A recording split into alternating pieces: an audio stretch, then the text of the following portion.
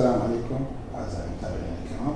اليوم نقدم لكم أحد المرضى المراجعين الأعزاء اللي متواصل ويانا وسوينا له عملية قبل فترة بسيطة، هي عملية سحب مريض الأبيض وزراعة حادثة. الحمد لله صحة المريض كلش زينة والمريض يتمتع بنظر كلش ممتاز، وهو راح يعطينا رأيه بالعملية. شلونك حجي؟ الحمد لله دكتور. إن شاء الله تمام؟ إن شاء الله.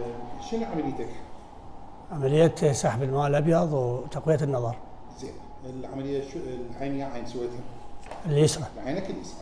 زين، نقدر نشوف النظر مالتك. احنا لك العين اليمنى باعوا على التلفزيون حجي. نعم. هذين واضحات؟ نعم لجوا. هاي لوين اتجاهها؟ لجوا. هاي صوتك حجي؟ على اليمنى. وهاي لوين اتجاهها؟ على اليمنى. وهاي لوين اتجاهها؟ لفوق. ممتاز جدا. هاي لوين اتجاهها؟ على اليسرى. كلش زين. هاي لوين اتجاهها؟ على اليمنى. وهاي لوين اتجاهها؟ لفوق. كلش ممتاز. هذا نظرك 6/6 الحمد لله. خلي يجي هسه نختبر النظر مالت القريب مالتك. 9. وهاي 6. وهاي 9. وهاي 9. ممتاز. هاي 9. وهاي 5. ممتاز. اللي بصفها 9. هاي الجواهر وين؟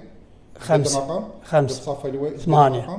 هاي اخر وحده ايش قد رقم؟ 5. كل زين. واضح نظرهن؟ نعم. احنا حبينا نقدم هاي الفكره بين ايديكم بمساعده.